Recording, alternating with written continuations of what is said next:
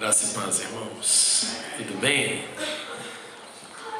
Deixa eu colocar dois detalhes aqui interessantes. Primeiro disso que o Edu falou aqui, né, de nós não descobrirmos um filho. Gente, Natal todo mundo gasta mais dinheiro, isso é normal, né? Você vai comprar um presente, você vai comprar uma comida a mais. Isso acontece. Então, assim, mantenha o coração alegre nessas horas em que dinheiro vai para causas santas. Porque ninguém fica triste para comprar um peru, né?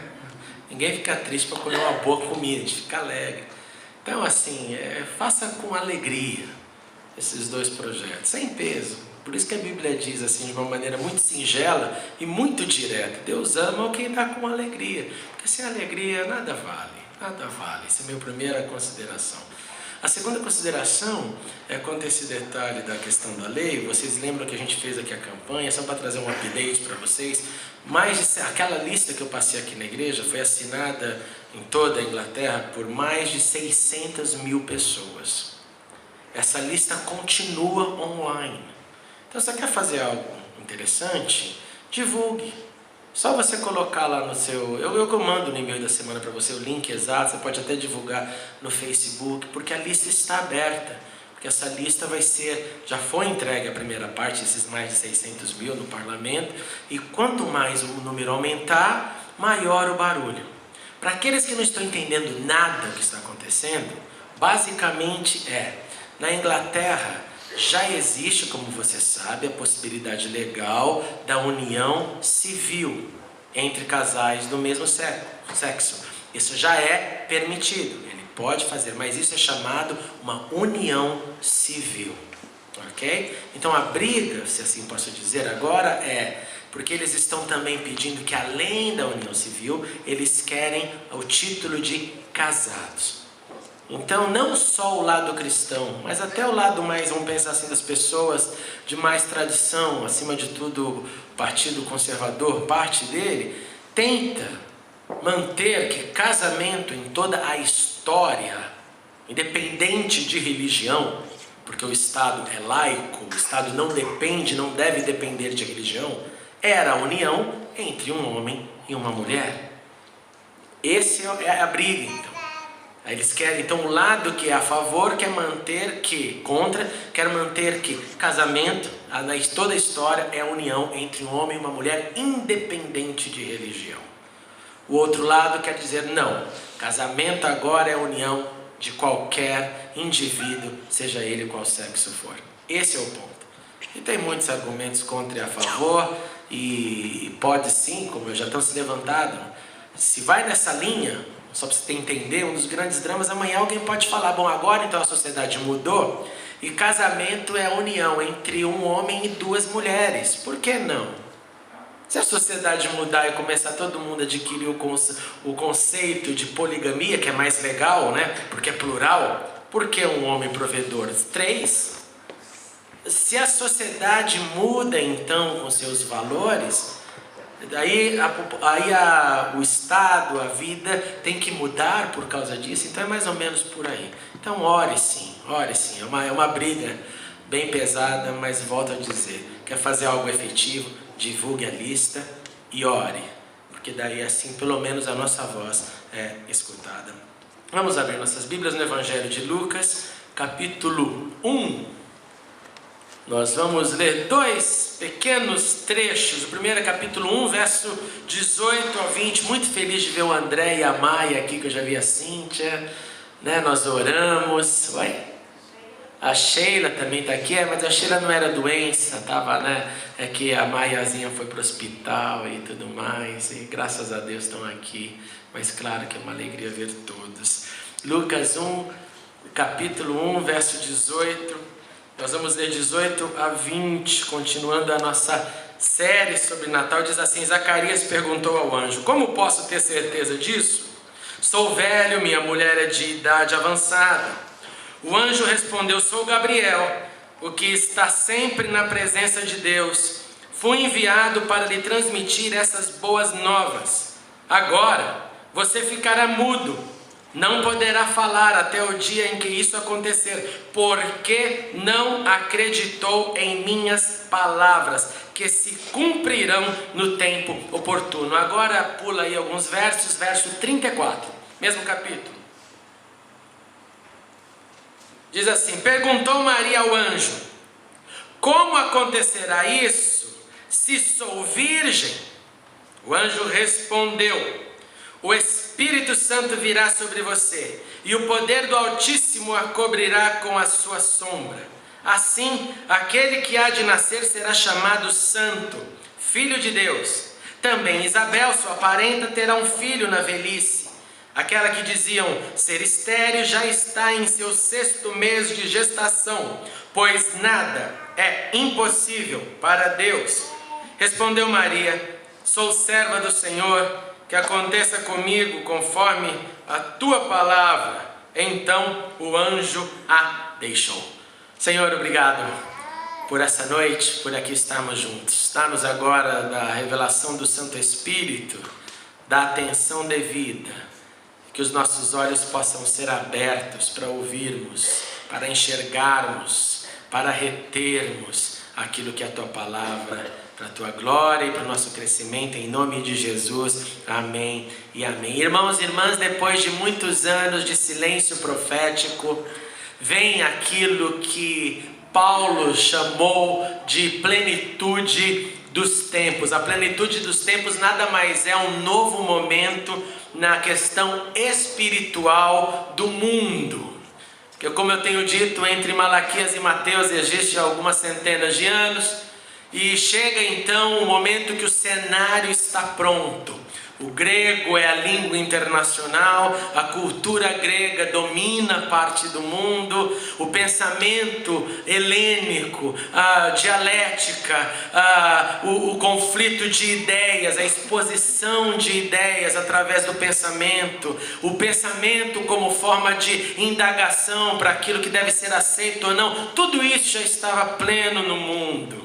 E nessa hora de plenitude do tempo, onde o tempo e o espaço estão prontos para receber a visitação de Deus, vem mais uma vez a promessa, ou uma profecia, ou um encontro entre o sobrenatural e o natural, entre anjo e gente, entre anjo e homem, entre anjo e mulher. E desses dois encontros vem a promessa dos dois primeiros e grandes profetas do Novo Testamento. O primeiro encontro aconteceu ali com a família, ou com um casal chamado Zacarias e Isabel. O texto nos diz que Zacarias e Isabel eram pessoas justas, guarde isso. Eles eram pessoas justas, e mais do que isso, o texto diz que Zacarias e Isabel eram pessoas irrepreensíveis. Justo é aquele que anda com integridade. Ele opera, as suas ações, as suas atitudes são atitudes de justiça. Agora, irrepreensível é o cabra que quase não erra. E quando erra e vai correndo resolver o problema para não ficar com um erro na sua conta. Irrepreensível é aquele que não deixa um rastro ruim. Nós somos chamados por Deus para sermos irrepreensíveis. Que mesmo após o erro, esse erro vai ser coberto pela boa ação. Seja a boa ação de quem reconhece o erro, move daquele erro que cometeu e vai para uma nova etapa. Zacarias e Isabel representavam esse tipo de gente. Gente justa e gente irrepreensível. Além disso, Zacarias era um sacerdote. E além disso, Isabel, sua mulher, era estéril, não podia ter filhos. E naquele contexto, não ter filhos era estar diretamente ligado para o resto dos dias com a impossibilidade de cumprir o crescer e multiplicar. E isso para o povo hebreu tinha um peso, e tem um peso violento, ao ponto de, em uma comunidade extremamente ortodoxa, se o marido casa com uma mulher e ela não tem filhos depois de alguns anos, esse marido acaba achando que tem o direito de, mesmo ele amando essa mulher, de terminar o seu casamento e casar com outra para tentar ter filho. Então você imagina que tristeza que não é isso. Porque se por acaso existir algum problema lá, um casamento pode ser desfeito só por causa da questão filho ou filha. Então Zacarias e Isabel carregam essa dor. Nós não podemos ter uma herança, nós não podemos ter a continuidade. E um dia ele está então servindo no templo. Naquela época eles tinham que colocar um incenso dentro da parte coberta do templo, não do lado de fora. O povo ficava orando do lado de fora. O sacerdote entrava e queimava um incenso, para que ficasse um perfume ali agradável, que acreditava-se que Deus o recebia com alegria. Aquele incenso que era queimado, aquelas luzes que ficavam no candelabro dia e noite ali no templo em Israel. E ali estava Zacarias cumprindo seu papel.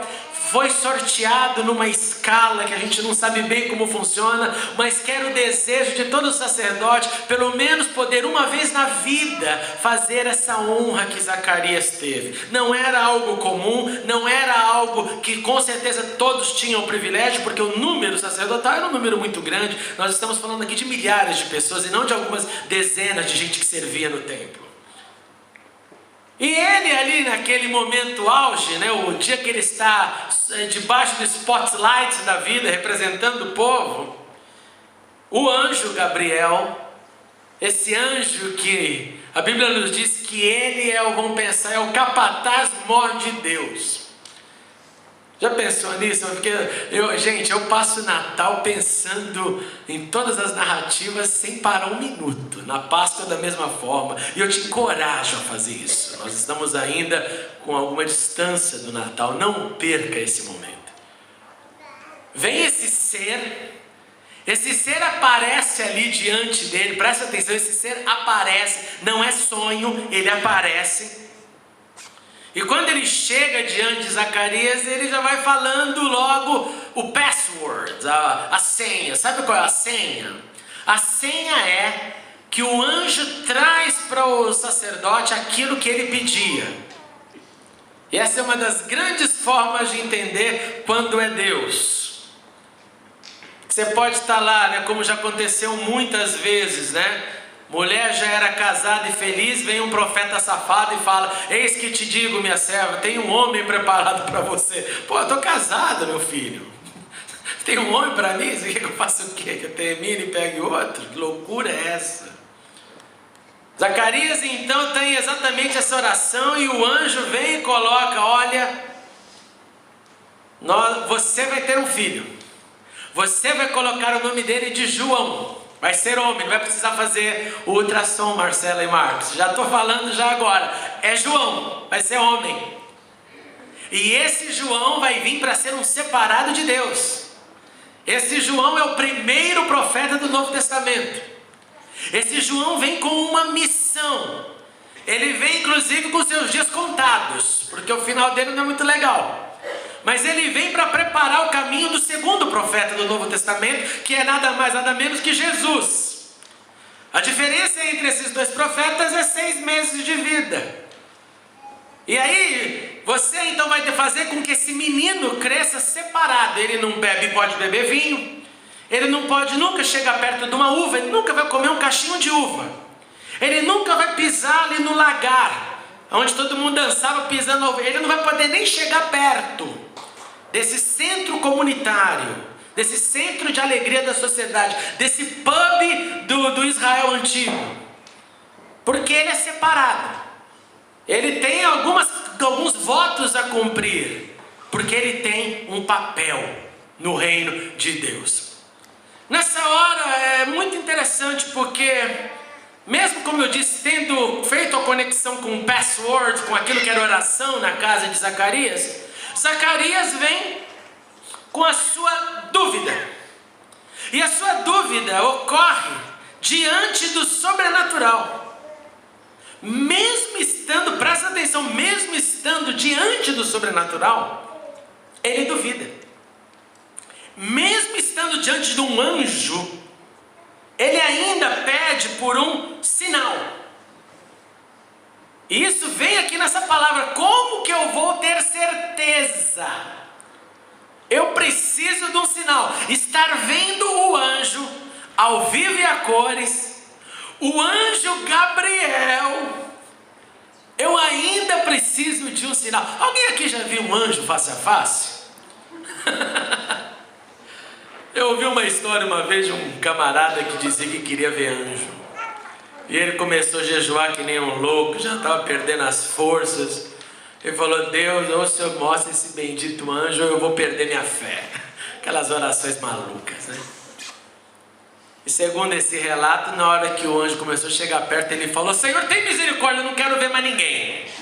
Perdoa o teu servo. E aí ele ficou só no início. Segundo ele, quando ele viu, começou a vir um negócio, ele falou: não quero mais. Não preciso ver. Quando você ouve na Bíblia e vê, por exemplo, o anjo que veio para destruir Jerusalém na época do rei Davi, o anjo era gigante. Não era o tamanho do Golias. Eu não sei como a gente agiria. Eu não sei como eu agiria. Eu sei que quando os anjos aparecem, a primeira coisa que eles falam é: não tenha medo. Se ele fala não tenha medo, é porque ninguém está sorrindo, né, anjo lindão?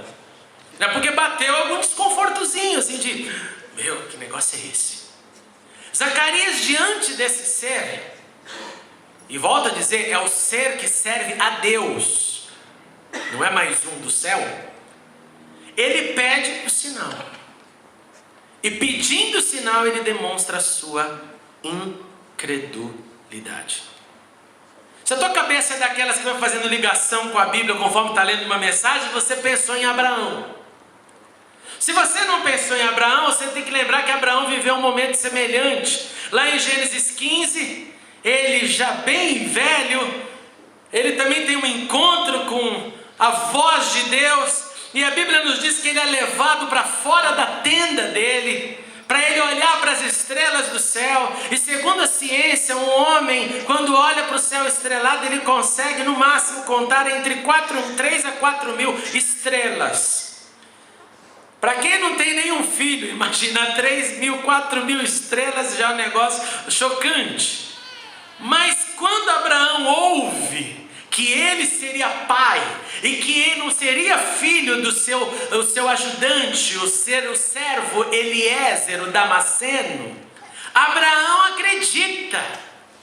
E ele acredita ao ponto da Bíblia, da narrativa terminar dizendo: e Abraão creu em Deus, e isso lhe foi creditado ou imputado por justiça.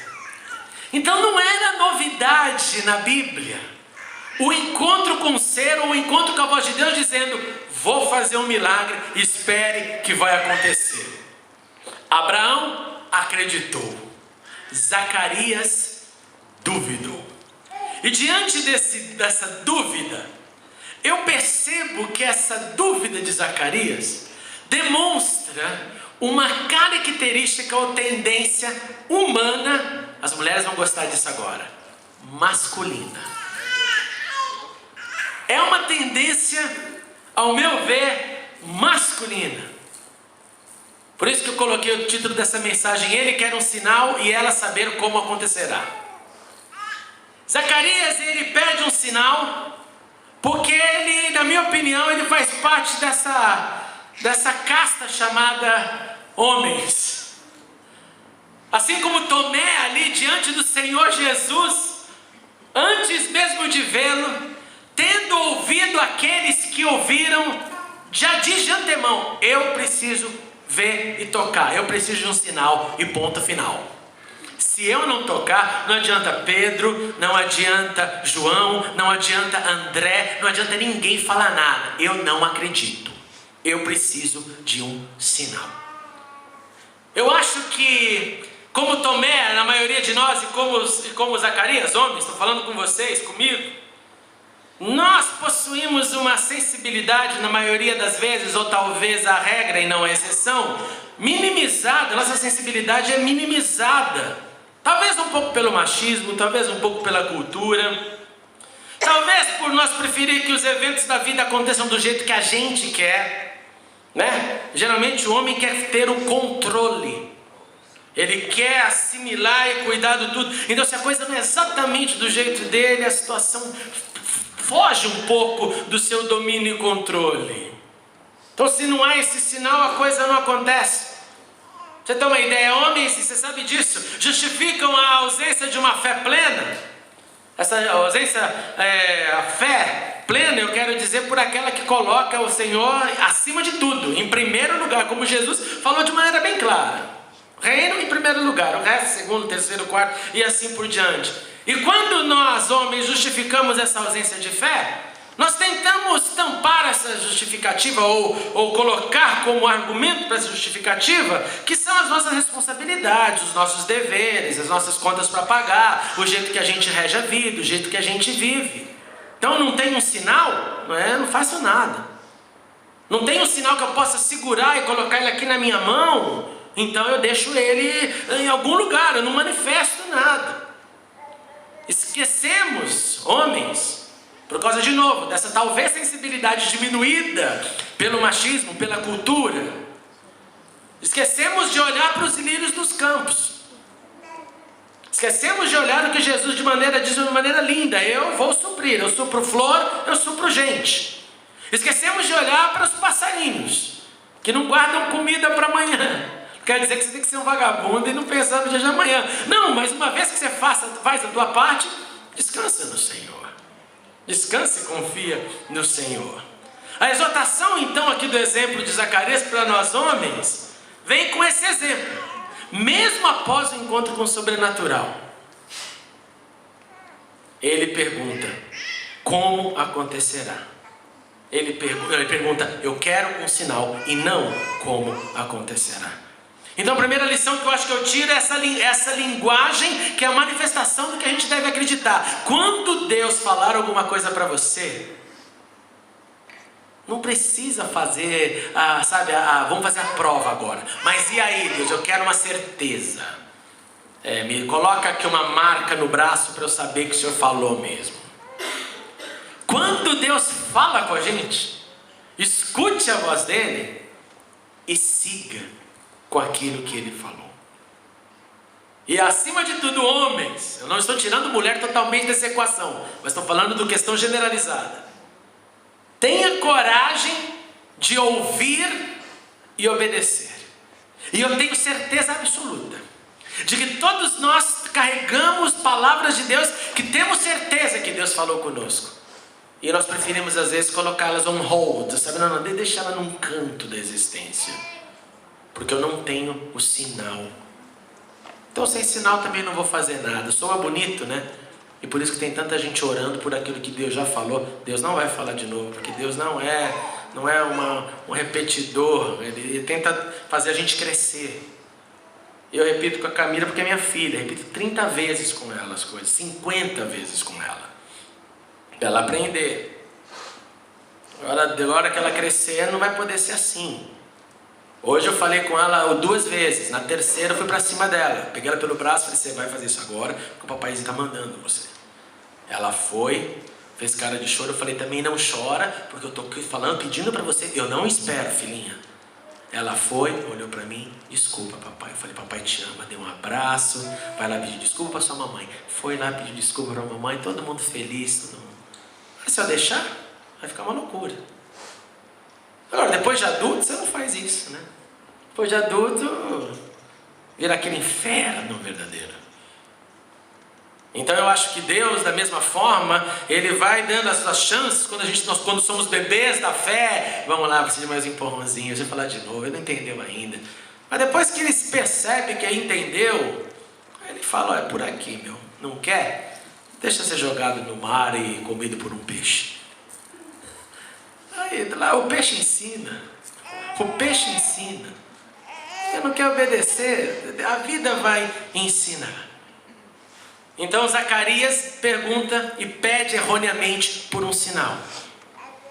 Enquanto Maria, que se encontra com o mesmo anjo enviado por Deus, Gabriel, vai até ela E já chega também dizendo: não temas, você é agraciada, você também vai ter um filho. Inclusive a sua parenta lá, Isabel, não acreditava, já está de 6 meses. Está tudo acontecendo, Maria. Maria olha para ele e não fala, mas qual é a certeza? Me dá uma cidade, ela já fala: como que vai ser? Me dê o caminho, como vai acontecer? Porque a pergunta dela era muito lógica: eu sou virgem, nem casada sou ainda. E diante da fé curiosa, vem a resposta do sagrado. Diante da descrença, vem a correção. A descrença de Zacarias faz ele ficar mudo. Imagina, Marcos, se no dia do escândalo você ficasse mudo, chegasse aqui na igreja escrevendo, né? É menina, Alice. Essa cena. Porque ele não creu, a correção dele, você vai ficar mudo. Tá tudo bem, amigo, você é de Deus, você continua justo, você repreende, mas fez uma besteira feia agora. Então você vai ficar mudo, porque daí você vai lembrar, você vai querer falar, não vai poder. Olha que coisa. Eu acho que a Isabel deve ter vindo à loucura com eles, né, nesse momento. O marido não falar, acho que o que ela deve ter falado para ele: quem manda você não acreditar, quem manda, eu falava para você. E ele nem sem poder responder, foi voltar sua voz só depois que a criança nasceu.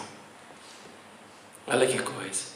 Maria então, diante disso, ela quer saber, mas o seu coração crê. E se você ainda está achando que eu estou tirando isso de algum lugar, é só você olhar lá no verso 45, que diz assim: feliz é aquela que creu, que se cumprirá aquilo que o Senhor lhe disse. Maria creu.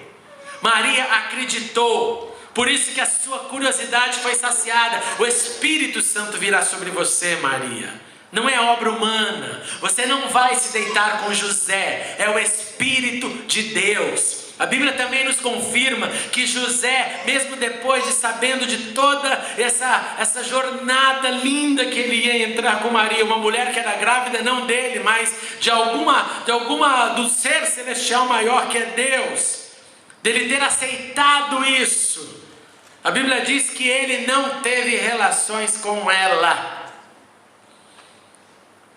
E é impressionante também que José não foi visitado por anjo fisicamente acordado. O anjo aparece no sonho, e no sonho só comunica: aceita que é de Deus, ponto final, está tudo bem. E ele aceita e ele obedece. Não tem diálogo, não tem conversa, só tem a declaração do que vai acontecer.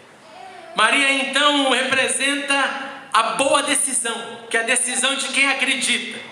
E quem acredita ainda ganha aquela frase linda que ela ganhou, quando ela fala: sou serva do Senhor, cumpra-se em mim a sua vontade, Senhor. Foi a mesma serva que ouviu: Maria, fica tranquila, porque para Deus não há impossíveis. Você creu, mas para você lembrar que você está crendo na fonte que pode realizar o que promete, lembre-se, não há impossíveis para Deus. E eu tenho também a impressão que essa é uma característica mais feminina. Elas querem saber como acontecerá, não é, mulheres? Vocês não gostam de saber como acontecerá? Se eu chegar em casa com uma ideia mirabolante, eu tive uma ideia maravilhosa, vai ser boa, vai render uma grana, vai acontecer isso. Como? De que forma?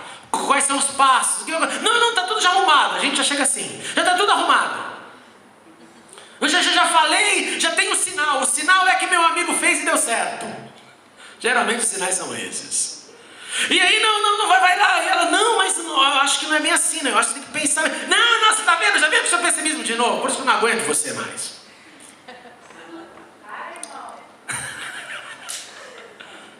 É assim.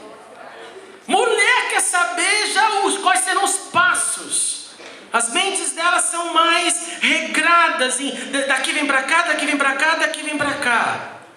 Os homens deslumbram mais. E tem homem que deslumbra tanto, que de tanto deslumbrar nunca faz nada. E vive no deslumbre.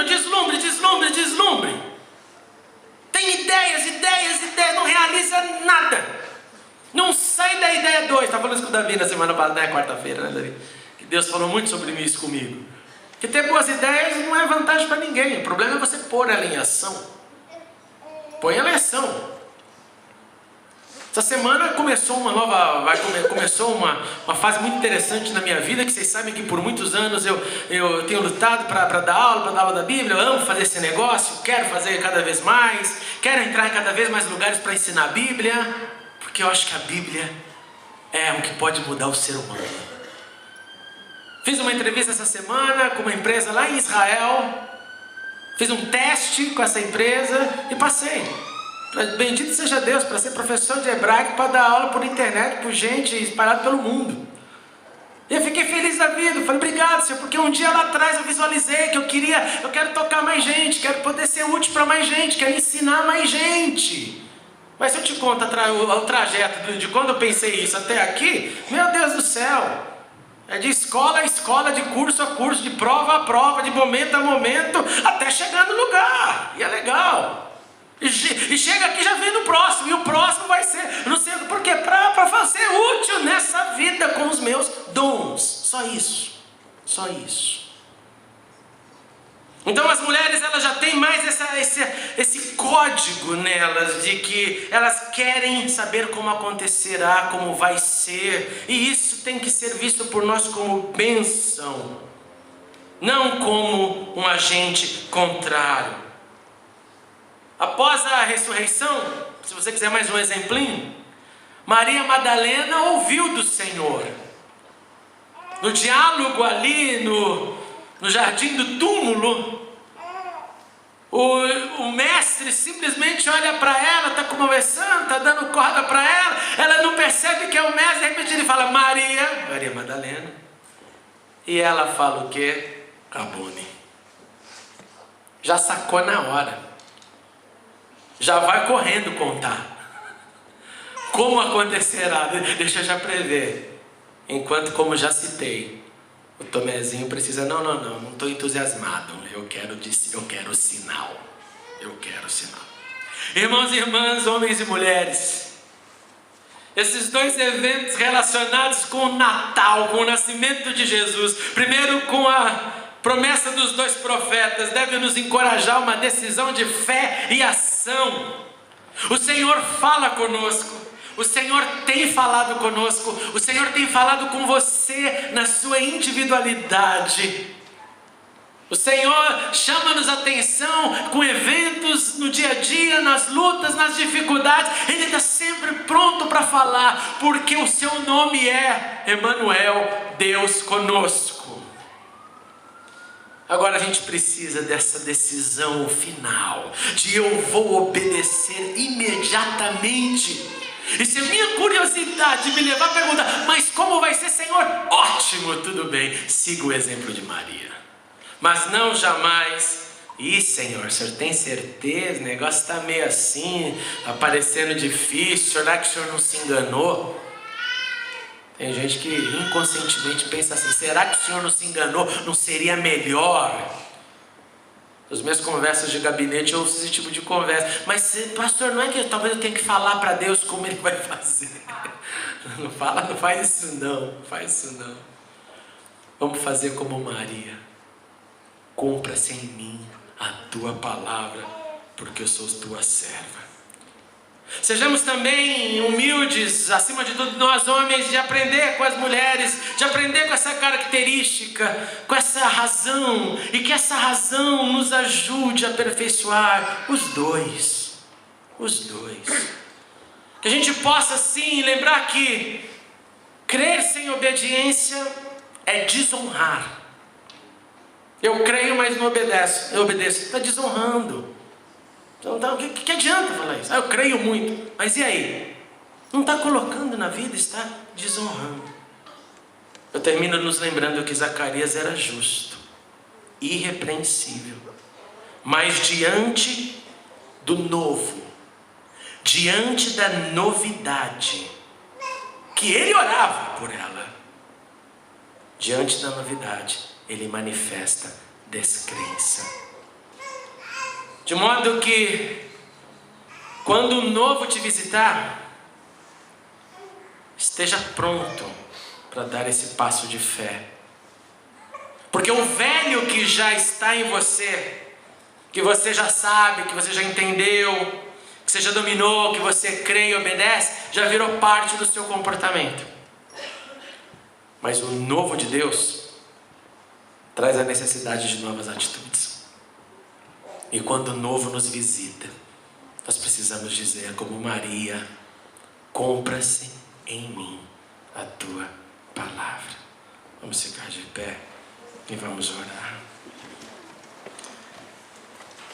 Senhor Jesus, obrigado pelo teu poder, pela tua graça, pela tua mão poderosa. Obrigado, Senhor, porque nós somos encorajados nessas narrativas pré-natal, de lembrarmos, Deus, do seu poder manifesto e daqueles que acreditaram de imediato, e daquela, Senhor, que simplesmente disse: cumpra-se em mim, eu aceito. Ajuda-nos a aprender com Maria, ajuda-nos a aprender com Zacarias também, Senhor. Ajuda-nos a, diante do novo, Deus, não temermos. Diante do novo, continuamos dizendo: Senhor, é um território novo, é um terreno novo, mas se é o Senhor quem está falando, eis-me aqui. Porque o Senhor quer que vivamos em novidade de vida. Às vezes o novo é o sofrimento, às vezes o novo é uma grande bênção, às vezes o novo é uma peleja, às vezes o novo é uma resposta de uma oração e clamor. Seja qual o novo nos visitar, Senhor, eu te peço em nome de Jesus, ajuda-nos a crer, e como Abraão, que isso seja acreditado em nosso favor como justiça. Deus, para os casais eu oro em nome de Jesus que nós possamos aprender um com o outro, que a gente possa aprender entre homem e mulher a entender as características um do outro, dadas por Ti, e ter o melhor um do outro, aperfeiçoando um ao outro, como diz a Tua palavra, como ferro afia ferro, o homem, o seu companheiro. Oh Deus, isso é tão verdade no casamento, e eu te suplico em nome de Jesus, que nunca haja nenhum machismo maligno cultural, mas que haja sensatez e desejo, Senhor, de caminhar para o acerto e não para o erro. Em nome de Jesus, continue usando esta estação tão linda, que é a estação do Natal, esse mês, para nos chamar a atenção a tudo aquilo que Tu disseste na Tua palavra. Pai, em nome de Jesus, minha oração essa noite é que sejamos uma igreja que ouve e que obedece para a Tua glória, em nome de Jesus. Amém e amém. Irmãos, eu vou tocar uma canção. Queria, antes de encerrarmos ainda, que você procurasse alguém para orar um pelo outro. Vamos orar uns pelos outros. Vamos clamar. E eu queria que você clamasse especificamente por essa estação natalina, para que nesse dezembro nós possamos ouvir tudo aquilo que Deus quer nos falar. Se você tiver algum pedido, claro, compartilhe isso, mas vamos orar uns pelos outros. Procure alguém que você não orou nos últimos tempos. Vamos ter um momento de abençoar uns aos outros. Eu vou tocar uma canção para a gente. Faça isso.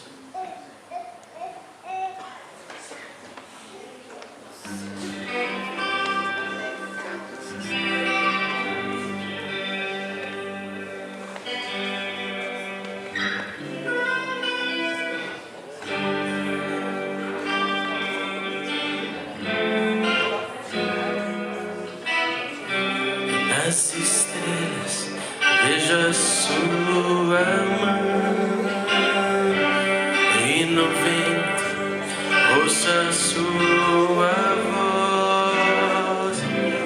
Cristo veio para nos salvar. O que Ele é para mim,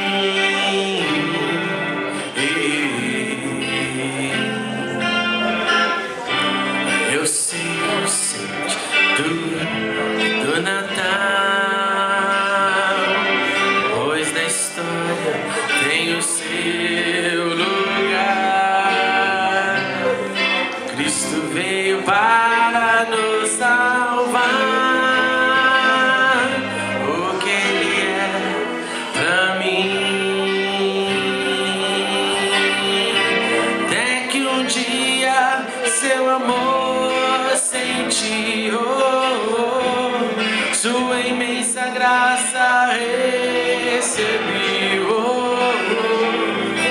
Descobri então que Deus não vive longe lá do céu, sem se importar comigo, mas agora ao meu lado está.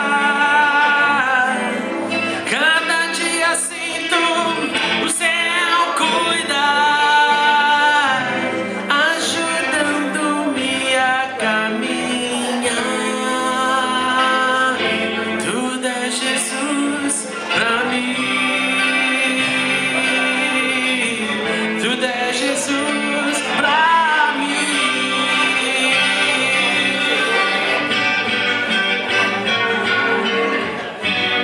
Até que um dia seu amor senti, sua imensa graça recebi. Descobri então que Deus não vive longe lá no céu, sem se importar comigo, mas agora ao meu lado está. Cada dia sinto o seu cuidar, ajudando-me a caminhar. Tudo Ele é pra mim. Até que um dia seu amor senti, sua imensa graça eu recebi. Descobri então que Deus não vive longe lá no céu, sem se importar comigo, mas agora ao meu lado está. Cada dia sinto seu cuidar, ajudando-me a caminhar. Tudo Ele é pra mim. Oh, oh. Tudo é Jesus pra mim. Oh, oh. Tudo Ele é pra mim. Aleluia, Senhor, obrigado, Jesus, obrigado pelo teu poder e pelo teu amor. A tu nós te louvamos em nome de Jesus, amém e amém. Vamos dar uma salva de palmas ao Senhor. Ele é o autor de tudo.